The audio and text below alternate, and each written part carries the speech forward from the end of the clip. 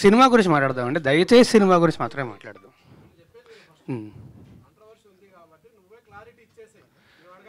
నేను first day వచ్చి clarity ఇచ్చానండి. గురు అదే అడుగుతున్నాను విను. లక్ష్మి ఆగు ఒక నిమిషం. రాస్తారు మామూలుగా మీ ప్రెస్ మీట్కి ఇంత మీడియా ఇంత హడావుడి అనేది ఉండదు. అదే ఇందాక కూడా అదే అన్నా కదా, ఇటు కొట్టినప్పుడు కూడా ఎంతమంది రాలేదు. అదే నేను మళ్ళీ చెప్తున్నాను. ఏమడుగుతున్నానంటే ఆల్రెడీ కాంట్రవర్సీ వచ్చింది అందరికీ తెలుసు, దాన్ని కవర్ చేయడం కోసమే అంత మీడియా వెయిట్ చేస్తుంది. అవునండి. మీ తిరుగుబాటు అయిపోయిందా, ఇంకా తిరుగుబాటు సరిదిద్దులో ఉందా? First point. ఎలిగేషన్స్ వేసేవాళ్ళు వచ్చి బయట మాట్లాడతారు. నేను ఎలిగేషన్స్ వేయట్లేదు, ప్రతి దానికి నా దగ్గర ప్రూఫ్ ఉంది, నేను లీగల్గా ప్రొసీడ్ అవుతా. నాకు భయపడాల్సిన అవసరం కానీ ఏమీ లేదు. ఖచ్చితంగా నేను లీగల్గానే ప్రొసీడ్ అవుతున్నా కూడా. ఆల్రెడీ నా దగ్గర ప్రతి ప్రూఫ్ ఉంది. ఇప్పుడు వాళ్ళు చేసిన అందరి మీడియా ముందు చేసిన ఎలిగేషన్కి దేనికన్నా సరే మీరు ఇన్ని రోజులు మాట్లాడే మాటలు విన్నారు, కానీ ఏ రోజన్నా ఒక ప్రూఫ్ అడిగారా? ఆ ప్రూఫ్లు వాళ్ళు చూపించాల్సింది చూపిస్తున్నారు. ప్రూఫ్లు వాళ్ళు చూపించలేదంటే ప్రూఫ్లు వాళ్ళు మేము కోర్టులో చూపించుకుంటా ఉన్నారు.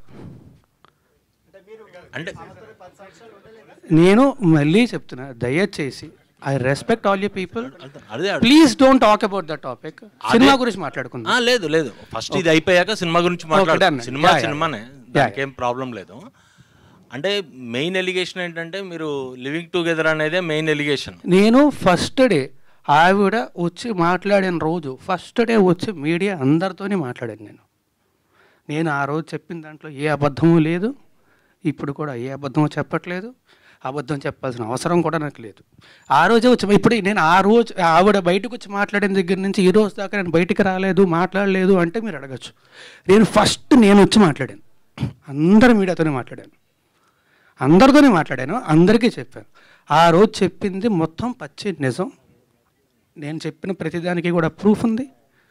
అది దాటి కూడా ఇంకా చాలా ప్రూఫ్లు నా సోదరుడు శేఖర్ భాష తీసుకొచ్చాడు. నా దగ్గర కూడా ఇంకా చాలా ఉన్నాయి. అందులో వేరే వాళ్ళ పేర్లు అవి డీటెయిల్స్ ఉన్నాయి కాబట్టి వాళ్ళ గురించి బయటపెట్టడం ఇష్టం లేక నేను అవి కూడా బయటపెట్టట్లేదు.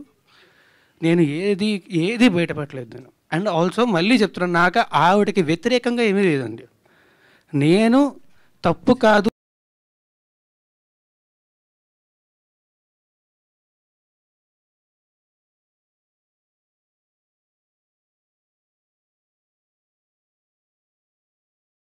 ఏమండి, మీరు మీ ఇంట్లోంచి వచ్చేసి నేను సినిమా గురించి మాత్రమే మాట్లాడతాను.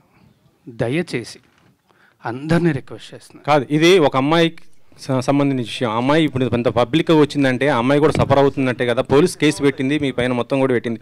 ఆ అమ్మాయికి మీరు అబార్షన్ చేయించారు అనేది ప్రూఫ్స్ కూడా సహా చూపి. పోలీస్ కేసులో ఎందుకు లేదండి అది? ఆ సెక్షన్ ఎందుకు లేదు? ఆ అబార్షన్ సెక్షన్ ఎందుకు లేదు పెట్టిన ఎఫ్ఐఆర్లో? ఈ రోజు దాకా మీరు బయటికే రాలేదు కదా, ఇదే కదా ఫస్ట్ టైం. అమ్మాయి కేసు పెట్టింది కానీ అమ్మాయి మీడియా ముందుకు వచ్చింది. పోలీసులు చుట్టూ మైక్ ఇస్తారు, అరవకర్ల కాదండి, మైక్ ఇస్తారు.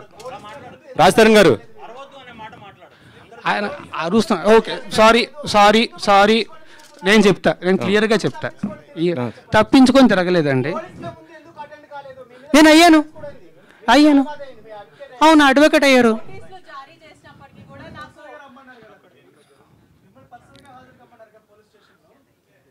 నేను వాళ్ళు నాకు నోటీసులు ఇచ్చారు, నేను తిరిగి రెస్పాండ్ అవ్వాలి, నేను అయ్యాను. ఈ టాపిక్ గురించి అయితే ఇంక నేను మాట్లాడినండి. I'm very sorry.